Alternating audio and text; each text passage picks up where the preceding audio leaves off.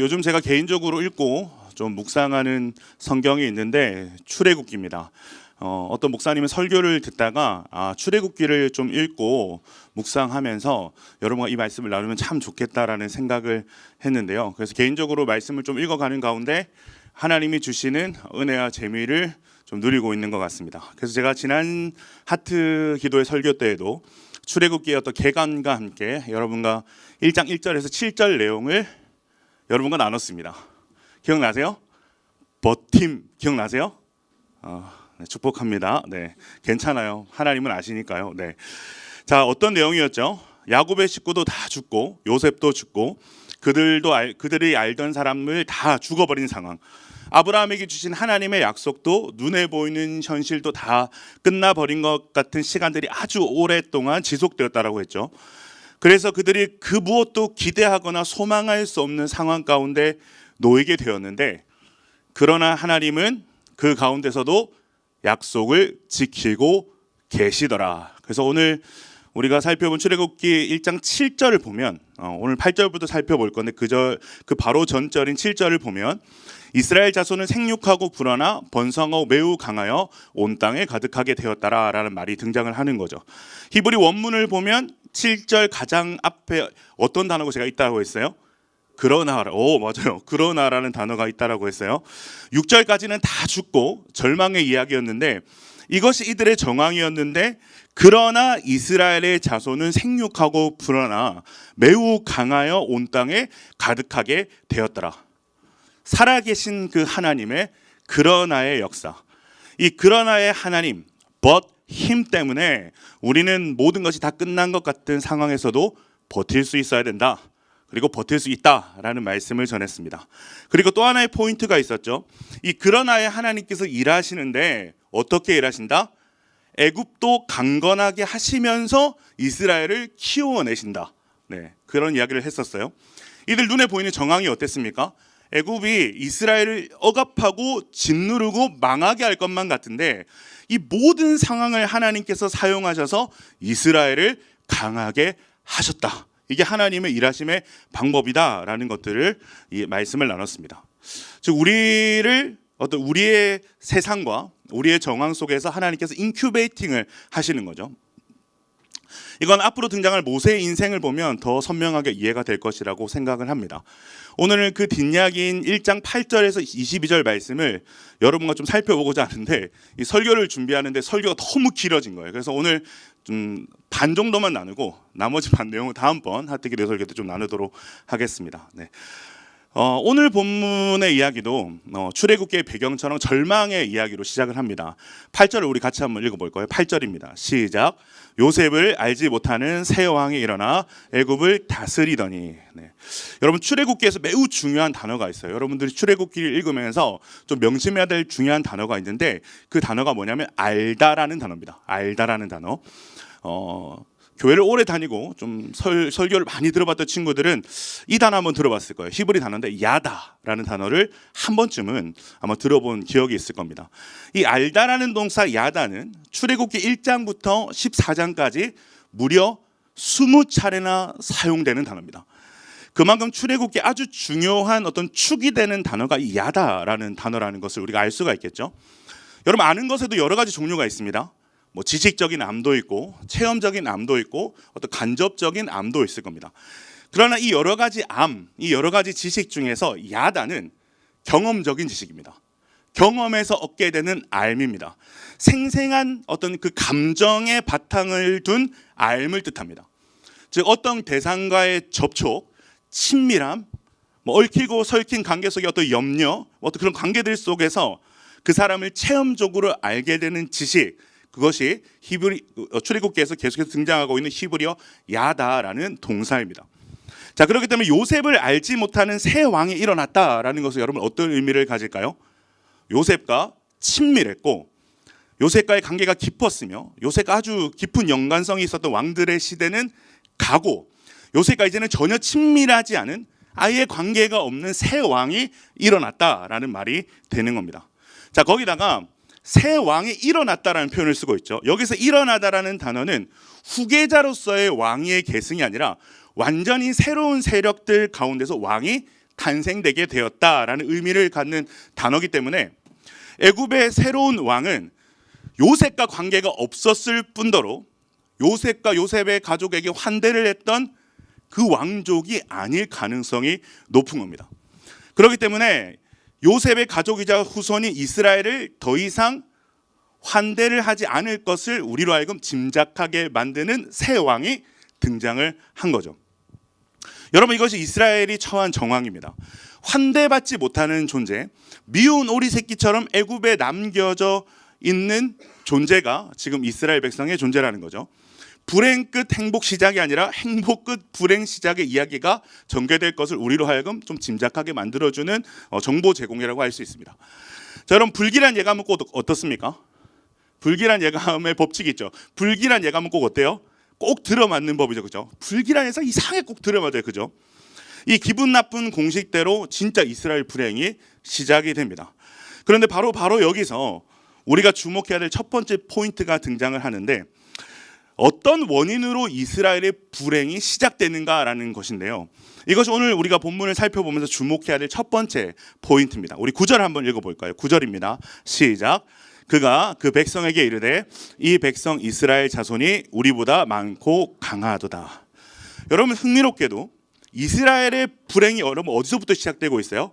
새 왕의 두려움에서부터 이스라엘의 불행이 시작되고 있다라는 것을 우리는 발견할 수 있습니다. 네. 어떤 두려움입니까? 이스라엘 자손이 급속하게 번성하는 것에 대한 두려움입니다.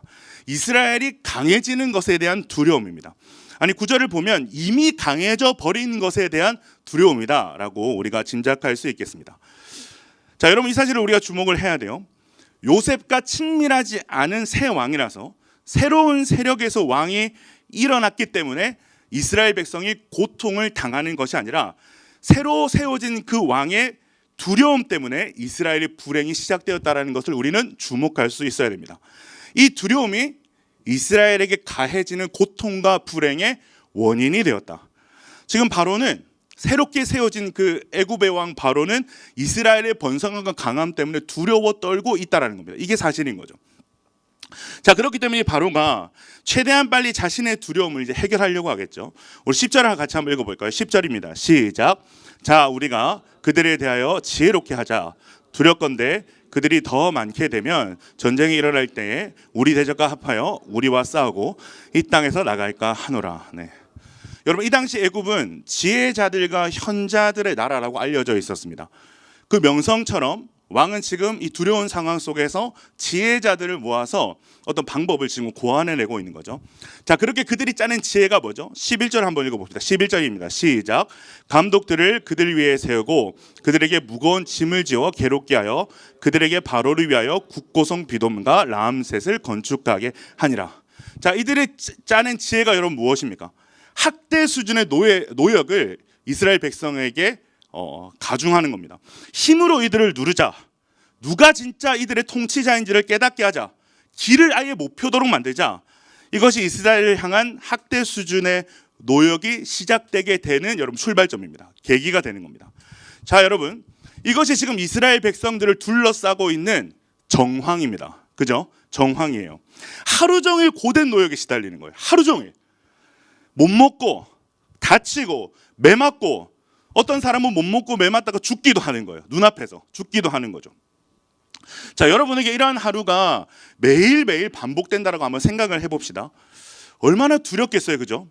다음날 눈 뜨고 살아가는 것에 대해서 얼마나 두렵고 막막한 마음이 우리 가운데 찾아오겠습니까? 노역도 두렵고 그들을 감시 감독하는 감독도 두렵고 그 힘의 꼭대기에 있는 바로는 자신들의 어떤 목숨을 좌지우지할 수 있는 절대 권력으로 우리로 하여금 여겨지지 않겠습니까? 야, 이러다가 진짜 잘못되면 우리 다 죽을 수도 있겠다는 생각을 하지 않겠어요? 이러한 생각을 할 수밖에 없는 일들이 이스라엘 백성들의 매일매일의 삶 속에서 그들의 눈앞에서 펼쳐지고 있는 거예요. 이것이 이들을 둘러싼 뭐다? 정황이다. 정황이다. 자, 그런데 여러분, 이러한 정황 뒤에 숨겨진 진실은 여러분 무엇입니까? 바로가 진짜 강한 힘을 가진 절대 권력이기 때문에, 바로가 진짜 이들의 생사를 뒤흔들 수 있는 두려운 존재이기 때문에 이러한 정황들이 펼쳐진 겁니까? 아니죠. 아니죠. 왜 이 고통이 시작됐다 그랬어요?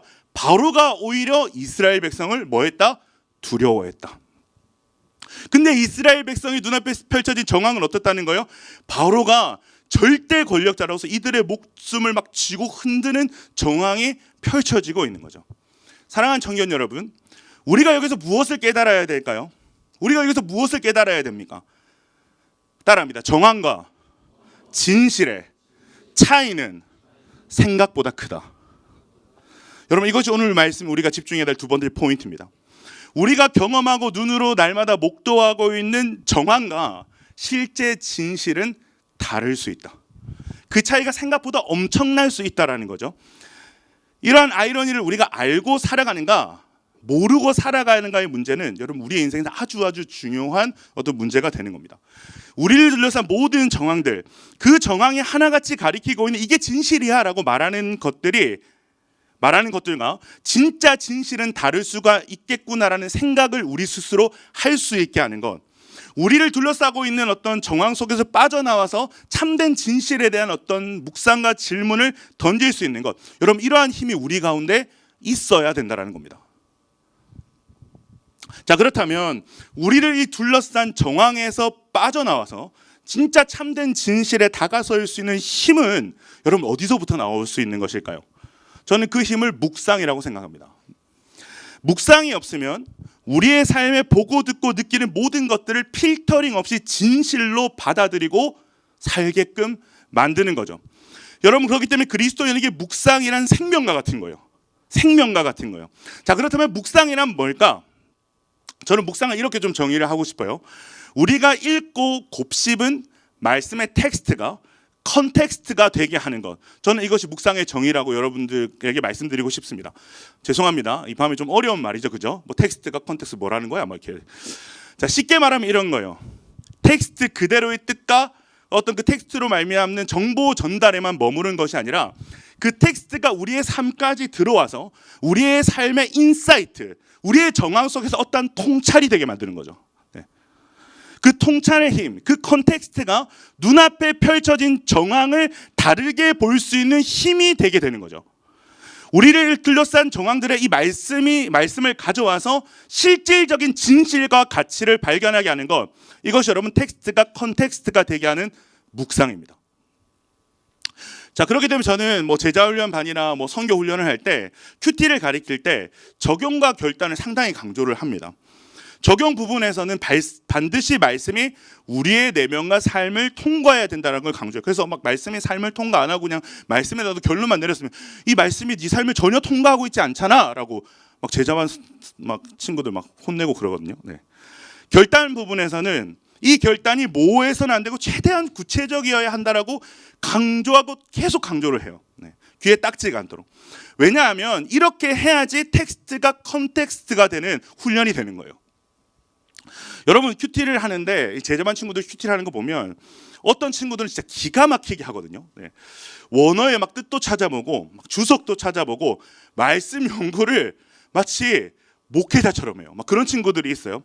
그래서 어떨 때는 그 숙제 검사를 하다가 야, 이거 내가 지금 설교해도 되겠는데 막 이런 그거 갖고 설교하고 싶은 막 그런 어떤 마음의 어떤 욕심이 막 생기기도 해요.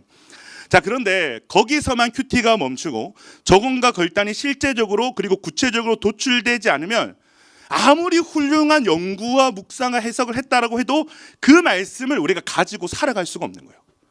무슨 말인지 아시겠어요? 자, 여러분에게 질문 한번 드려볼게요. 지난주 금요일 하트 기도의 본문이 무엇이었을까요? 옆에 분들에게 얘기해 줍시다. 지난주 하트 기도의 본문은 이거였어. 자, 제가 답을 알려드릴게요. 여호수아 5장 7절에서 10절입니다. 답 맞춘 사람. 오, 한 사람 있어, 한 사람. 박수 한번 쳐줍시다. 와, 네, 네, 박수 쳐줍시다. 네. 야, 여기 한 진짜 200명 넘게 모인 것 같은데 한 사람인가 두 사람 손 들었어. 여러분, 왜 이게 기억이 안 나는 걸까요? 여러분, 지난주 은혜 받았잖아요. 저도 뒤에서 엄청 은혜 받았거든요. 막 손영광 목사님 군대 얘기 들으면서 그래 막 맞아, 은혜 받았 기억이 나는데 왜 우리가 일주일밖에 안 지났는데 그 은혜 받은 말씀이 기억이 나지 않는 걸까? 여러분, 그것은 텍스트를 컨텍스트로 가져오는 시도가 없었기 때문에 그렇습니다. 말씀을 두고 좋았다, 은혜 받았다, 거기서 딱 멈춰서서 그렇습니다. 얼마 전에 어떤 친구가 저에게 이런 질문을 했어요. 목사님 나중에 개척하시면 사랑 모임과 같은 소그룹은 어떻게 하실 거예요? 그래서 제가 얘기해 줬어요. 주일 설교 본문으로 소그룹 공과를 만들어서 할 거야. 언제 해요? 설교가 다 마치고 나서 난 소그룹을 하고 싶어. 그래야 말씀이 그들의 마음에 더 잘 남을 것 같아. 그렇게 하고 나서 그 다음 주가 돌아오면 꼭 이런 질문으로 내가 소그룹을 시작하게 할 거야. 어떤 질문인가 하면 당신은 이 말씀을 가지고 한 주간 어떻게 살았습니까? 당신은 이 지난주에 들은 말씀을 가지고 한 주간 어떻게 살았습니까? 여러분, 우리 보통 설교 듣고 어떤 피드백 많이 합니까? 어떤 나눔들 많이 해요? 설교 어땠어? 은혜 받았어? 어떤 부분에서 은혜 받았어? 어떤 목사님 설교가 좋아? 네 스타일이야. 뭐 이런 이야기 하잖아요. 그런데 저는 그 질문 진짜 별로라고 생각하거든요. 네. 왜냐하면 그러한 질문은 우리로 하여금 알게 모르게 설교를 자기 만족의 기준과 잣대로 듣게 만들기 때문입니다. 내가 좋았냐 안 좋았냐, 와닿았냐 안 와닿았냐, 은혜 받았냐 못 받았냐. 여러분, 설교의 목적은 그런 게 아니에요. 여러분의 만족, 우리 자신의 만족에 있지 않습니다. 설교의 참된 목적은 어디에 있느냐? 그 말씀을 가지고 삶을 살아내게 만드는 것에 설교의 목적이 있는 겁니다. 아멘이십니까? 그 말씀 때문에 그 주일에 들은 말씀 때문에 나를 둘러싼 그 한 주간의 정황이 다르게 해석될 수 있는 건, 그 말씀 때문에 이제까지 내가 해왔던 어떤 선택과 결정과는 좀 더 다른 말씀에 입각한 선택과 결정을 할 수 있게 되는 것. 여러분, 이것이 설교의 목적이다. 설교를 묵상하고 곱씹는 바른 성도의 태도라는 것을 우리는 기억할 수 있어야 됩니다. 그래서 묵상을 할 때도 적용과 결단이 너무너무 중요한 거예요. 여러분이 아까 지난 하트 본문을 기억하지 못한 것처럼 적용과 결단이 없으면 우리는 말씀도, 그 말씀 가운데 받았던 감동과 은혜도 너무너무 쉽게 잊어버리는 연약한 존재라는 것을 우리 잊어서는 안 되겠습니다. 자, 그런데 적용과 결단이 분명할 때 어떤 일이 생겨요? 말씀이 우리 일상에 계속해서 되뇌어지는 일들이 놀랍게 일어납니다. 뭐 이런 거죠. 내가 왜 이런 결단을 했지? 한 주간 계속 정신없이 그 결단을 막 하고 살아가다 보면 내가 왜 이런 결단을 했지? 내가 왜 이렇게 살기로 했지? 지난주 말씀 때문이지. 오늘 아침에 내가 했던 큐티 때문이지. 그렇게 말씀이 하루 종일 읊조려지고 되뇌어지는 일들이 적용과 결단 속에서, 말씀이 컨텍스트가 되는 과정 속에서 일어나게 되는 거죠. 여러분, 이 훈련이 너무 중요한 거예요. 텍스트를 컨텍스트로 가져오는 훈련이 여러분 너무너무 중요한 거예요. 이 훈련이 되지 않으면 여러분 어떻게 되는지 아세요? 아무런 필터링 없이 정황을 진실로 받아들이는 일을 하게 되는 거예요. 정황이 진실이 아닌데 정황을 진실로 받아들이는 일을 하게 되는 거예요. 여러분, 사탄은 정말 다양한 방법으로 우리를 공격해 왔습니다. 물리적인 박해로 기독교와 교회를 공격하기도 하고, 풍요 속의 나태함으로 공격하기도 했고, 세상의 유혹으로 우리를 공격하기도 했습니다. 이러한 사탄의 공격은 오늘날에도 여전히 계속되고 있는데, 저는 그 공격 중 하나, 오늘날 우리를 공격하는 사단의 아주 강력한 공격 중 하나가 묵상을 상실하게 하는 것이라고 저는 생각을 해요. 이건 여러분 진짜 사탄이 기가 막힌 전략이에요. 여러분, 이 시대는 어떤 시대입니까? 정보의 홍수의 시대라고 얘기를 하죠. 생각하는 것보다 뭐가 빨라요? 검색하는 게 빨라요. 그죠?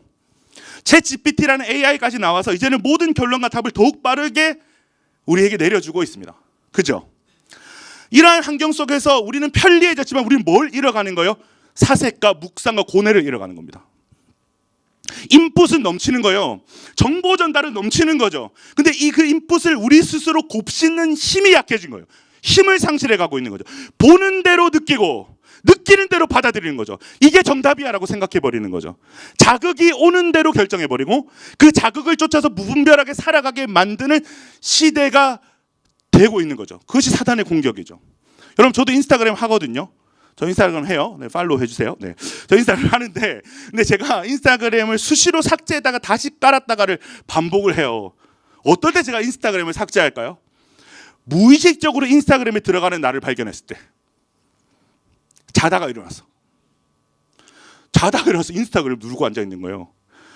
운전을 하다가, 엘베를 타다가, 그렇게 생각 없이 막 인스타그램 스토리, 릴스를 보고 있는 나를 발견했을 때 저는 가감없이 그 자리에서 인스타그램 지워버립니다. 네. DM이 와 있어도 지워버립니다. 네. 왜 그렇게까지 할까요? 저는 묵상과 사색이 사라지는 삶이 얼마나 무서운지 알기 때문이에요. 목사인 저에게도 그 삶이 무서워요. 특별히 크리스찬들에게 묵상과 사색이 사라진다는 건 일상 가운데 하나님의 자리가 희미해지는 것과 같습니다. 일상의 하나님의 자리가 사라지는 것과 같은 거예요. 은혜를 받았어요. 은혜를 받았단 말이에요. 여러분, 우리 수영록에 얼마나 많은 예배가 지금 특세도 하고 있지 않습니까? 그죠? 얼마나 많은 은혜의 어떤 자리들이 있습니까? 근데 은혜를 받았는데 그 은혜 이후에 계속해서 쏟아지는 정보와 자극 때문에 은혜의 흔적이 덮어지는 거죠. 잊혀지는 거죠. 얼마 전에 은혜를 받았는데 너무 빠르게 그 은혜 위에 다른 정보들이 막 누적되는 거예요. 그러니까 은혜 받았던 그 시간이 너무 멀게 느껴지고 그때 그 감격이 또 다른 어떤 세상의 인풋으로 말미암는 자극 때문에 무뎌지고 희미해지는 거예요. 그때 어떤 일이 생기는 거예요?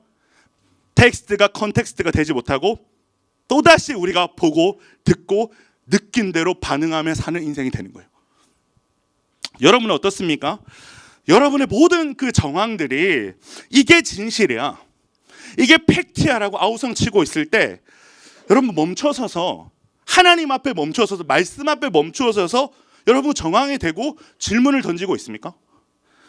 아니면 여러분이 듣고 보고 느끼는 그 정황이 말하는 대로, 그 인풋이 말하는 대로 그 모든 것들을 무분별하게 여러분 수용하면서 살고 있지는 않습니까? 사랑하는 여러분, 저는 크리스찬에게 너무너무 중요한 것 중에 하나가 멈추는 일, 그리고 질문하는 일이라고 생각을 해요.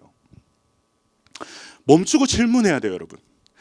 말씀으로 다시 여러분의 정황들을 다시 생각할 수 있어야 되고, 하나님과 그 하나님이 주신 신앙 안에서 곱씹어서 우리가 소화시킬 수 있는 사람들이 돼야 된다는 것입니다. 근데 오늘 이스라엘 백성들은 어땠습니까? 질문하지 않았습니다. 눈앞에 펼쳐진 상황을 있는 그대로 수용하고 있었어요. 그때 어떤 일이 일어나는 거예요? 정황대로 답을 내리고 사는 거예요. 두려워하고 낙심하고 죽지 못해서 살아가는 삶들을 살게 되는 거죠. 자, 그런데 여러분, 이 정황 뒤에 숨겨진 진실이 뭐예요? 계속해서 출애굽기 기자가 반복해서 드러내주고 있어요. 이게 진실이 아니라고. 너희가 보는 정황이 진실이 따로 있다고 계속 반복해서 드러내주고 있는 게 무엇입니까? 12절을 같이 한번 읽어봅시다. 12절입니다. 시작. 그러나 학대를 받을수록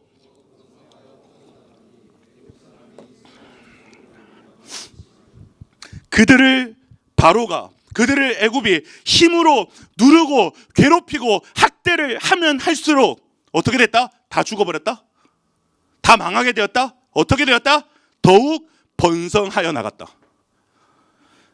그래서 애굽 사람이 아무리 눌러도 점점 더 번성하는 이스라엘 백성 때문에 어떻게 했다?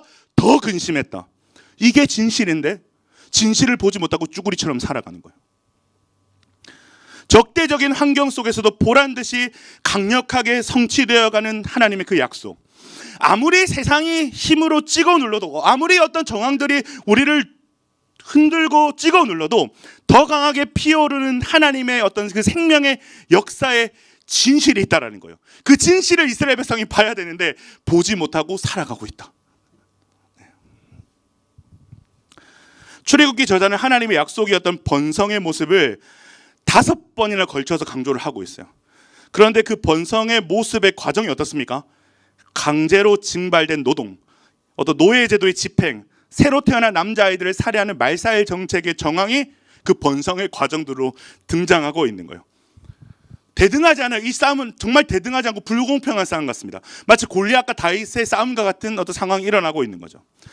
죽음의 공포로 가득한 연약한 이스라엘에게 어떤 생명과 힘으로 넘치는 애굽이 압제하는 것 같은 정황이 계속 반복적으로 여러분 기록되고 있는데, 그런데 놀라운 사실이 있다는 거예요. 상황이 아무리 가혹해져도 결과값은 달라지지 않는다. 그 결과값이 뭐예요? 이스라엘이 번성하여 강성하게 되었다. 반복적인 압제와 폭력이 이스라엘을 짓눌렀지만 반복적인 결론은 이스라엘이 강성하게 되었다라는 아이러니한 정반대의 답이 도출되고 있다는 거죠. 그러나 그리고 그 답은 한 번도 변한 적이 없다는 거죠. 여러분, 이것이 뭘 보여줍니까? 하나님의 백성을 둘러싸고 있는 정황은 그들의 운명을 결정할 수 없다. 정황이 결과를 만들어낼 수 없다. 정황이 곧 진실이 아니라는 것을 우리에게 말해주고 있는 것입니다. 자, 그렇다면 진실이 뭘까요? 우리 창세기 말씀입니다. 우리 화면을 보면서 읽어볼까요? 15장 13, 14절입니다. 같이 한번 읽어봅시다. 시작.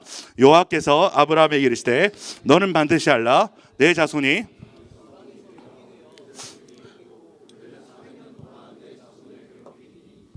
섬기는 나라를 내가 징벌할지며 그 후에 내 자손이 큰 재물을 이끌고 나오리라. 창세기 15장은 하나님께서 아브라함에게 약속을 주셨을 때 하신 말씀입니다. 내 자손이 이방의 객이 되어 그들을 섬기겠고 그들은 400년 동안 내 자손을 괴롭힐 것이다. 하나님은 이미 아브라함에게 이 모든 사실을 다 알려주셨습니다. 그렇기 때문에 지금 이스라엘에게 벌어지고 있는 정황의 진실은 하나님이 아브라함에게 말씀하신 약속의 성취가 되는 겁니다. 얼마나 소름돋게 일치하는가 하면 출애굽기 1장 11절과 12절에 괴롭게 하고라는 단어가 나오거든요. 그리고 13, 14절에 엄하게 시켜라는 단어가 나오는데 그 단어가 히브리어 아나라는 단어인데 이 단어가 창세기 15장에서 똑같이 등장을 하고 있습니다. 15장 13절을 보면 그들은 400년 동안 내 자손을 괴롭히니니, 이 여기서 괴롭히리니에 해당하는 단어가 아나라는 단어입니다. 하나님의 말씀이 그대로 성취되고 있는 거예요. 우리가 이것을 발견할 수만 있다면, 우리가 이 진실을 발견할 수 있다면 여러분 우리에게 어떤 일이 생길까요? 그 뒤에 말씀하신 하나님의 약속이 어떻게 되는 거예요? 믿어지게 되는 거죠. 그들이 섬기는 나라를 내가 징벌할지며 그 후에 내 자손이 큰 재물을 이끌고 나오리라. 이스라엘에 대한 이집트의 억압과 착취는 이들의 결말이 아니라 출애굽, 즉 하나님께서 예비하신 해방의 서곡이었구나라는 것을 발견할 수 있게 여러분 되는 것입니다. 그렇기 때문에 바로의 두려움으로 시작된 이스라엘 압제는요, 사실 탈출과 자유, 이 하나님의 언약 백성이라는 고귀한 정체성을 출애굽을 통해 다시 되찾기 위한 그들의 어떤 몸부림이라는 것을 우리는 발견할 수가 있는 거죠. 마치 아이가 태어나기 전에 산모가 진통하는 것과 같은 거룩하고도 고결한 진통일 뿐이지 이것이 우리를 망하게 할 수 없다라는 결론이 나게 되는 것입니다. 사랑하는 여러분, 이것이 진실이에요. 이것이 여러분의 삶에 향하고 있는 진실이라고요. 그 진실을 우리가 발견할 수 있는 자리가 어떤 자리죠? 말씀의 자리입니다. 그죠? 기도의 자리입니다. 예배의 자리죠. 정황의 어떤 짙은 안개 속에서 헤매고 있는 우리에게 하나님께서 말씀으로 빛을 비춰주시는 거죠. 이게 진실이야, 이게 진짜라고 아우성치는 정황의 소리 속에서 기도를 통해서 우리를 흔들어 깨우시고 살아계신 하나님의 음성을 듣게 하시는 거죠. 정황대로 정신없이 살던 우리를 멈춰 세워서 우리의 삶을 이끌고 계시면 통치하시는 분이 하나님이심을 예배의 자리를 통해서 우리로 하여금 선포하고 고백하게 하시는 거죠. 즉 말씀과 기도와 예배를 통해서 하나님이 무슨 일을 하시는 거예요? 정황에서 진실로 우리를 옮겨주시는 일을 하나님께서 하고 계신다. 사랑하는 여러분, 한 주 동안 여러분을 둘러싸고 있는 정황들이 있었을 거라고 생각을 합니다. 아니면 한 주 동안이 아주 오랫동안 여러분을 둘러싸고 있는 정황들이 있었을 거예요. 가난이라는 정황, 어떤 질병이라는 정황, 깨어진 어떤 가정 환경이라는 정황, 해도 해도 안 되는 반복되는 실패라는 정황, 입시와 취업이라는 어떤 불완전한 정황, 남들은 다 괜찮은 것 같고 행복해 보이는데 나만 불행한 것 같은 정황, 깨어진 어떤 관계들 속에서 외로워하고 고독해하는 나의 어떤 정황, 부족한 내 자신의 능력에 대한 정황, 못난 내 모습이라는 정황, 반복되는 죄에 또 넘어졌다라는 정황, 그 정황들이 우리의 삶을 결정하고 이끌고 가는 것 같아서 지금도 두렵고 아프고 외롭고 불행하고 힘든 분들이 이 자리에 있을 것이라고 저는 생각을 합니다. 그런데 여러분, 그런 우리들에게, 정황 때문에 짓눌리고 아파하고 고통하고 있는 우리들에게 오늘 말씀이 뭐라고 소리치고 있는 거예요? 정황과 진실은 달라. 정황이 너희의 삶을 결정하고 주장할 수 없어. 우리의 인생의 키는 우리를 지으신 하나님, 우리가 감히 상상할 수도 없는 고귀한 계획으로 우리의 삶을 이뤄가시고 완성하실 하나님이 너희의 유일한 진실이라고 오늘 말씀이 우리를 향해서 외치고 있는 것입니다. 사랑하는 여러분, 정황의 안개 속에서 벗어날 수 있는 은혜가 여러분한테 임하기를 축복합니다. 정황으로 여러분의 인생에 오답을 내리지 않기를 축복합니다. 바로왕이 아무리 이스라엘을 짓누르고 계속해서 번성하여 갔던, 이스라엘이 그토록 두려워하던 바로왕이 오히려 이스라엘을 두려워하고 있었던, 왜 두려워했습니까? 하나님이 이스라엘을 끝까지 지키시고 번성하고 강하게 하셨기 때문입니다. 출애굽이라는 해방을 향해서 단 한 번도 멈추지 않게 하신 그 하나님이 오늘 여러분의 수많은 정황을 통해서 하나님을 여러분 간절히 찾게 하시고 예배하게 하시는 바로 그 하나님이신 줄로 믿습니다. 그 하나님이 오늘 여러분을 정황이 아닌 당신의 신실하신 계획대로 이끄시며 하나님 아름다운 영광의 성취로 여러분의 삶을 반드시 완성하여 가실 것입니다. 그 하나님이 진실이시라는 사실이 여러분 인생의 답이 될 수 있기를 주님의 이름으로 축원드립니다.